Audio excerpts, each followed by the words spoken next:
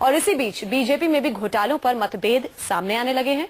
आपको बता दें, हिमाचल प्रदेश के पूर्व मुख्यमंत्री और बीजेपी के सीनियर लीडर शांता कुमार ने कहा है कि व्यापम घोटाले की वजह से बीजेपी कार्यकर्ता का सिर शर्म से झुक गया है। शांता कुमार के मुताबिक घोटालों के आरोपों की वजह से बीजेपी कार्यकर्ता सिर झुकाकर चल रहे हैं। घोटालों पर शांता कुमार ने ये सब अमित शाह को लिखी जो चिट्ठी है उसमें ये सब कहा है।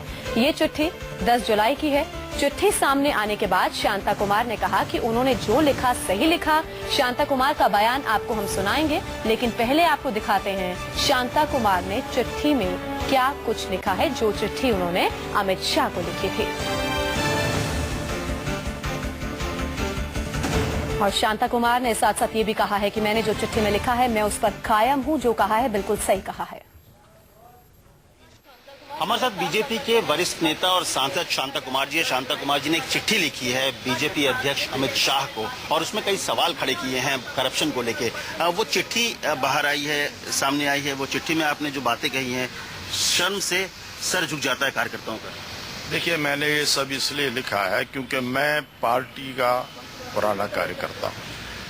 1952 में भारतीय जनसंघ जब बना तब से जुड़ा हूँ और भारतीय जनसंघ का जो पहला आंदोलन कश्मीर आंदोलन हुआ, 19 वर्ष की मेरी आयु थी।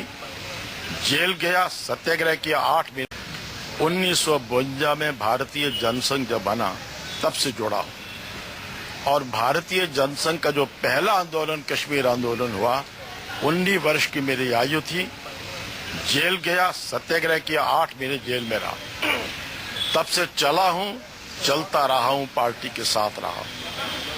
पार्टी में शानदार उपलब्धियां हुई हैं और पार्टी की शानदार उपलब्धि होती है तो मेरा सिर गर्व से ऊंचा हो जाता है।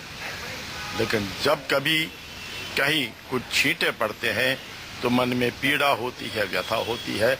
मैंने अपने मन की पीड़ा को अपने राष्ट्रीय अध्यक्ष जी को पत्र में लिखा है। पत्र के एक एक शब्द के साथ मैं खड़ा हूं, लेकिन इस समय उस पत्र को सार्वजनिक करने की मेरी कोई इच्छा नहीं थी।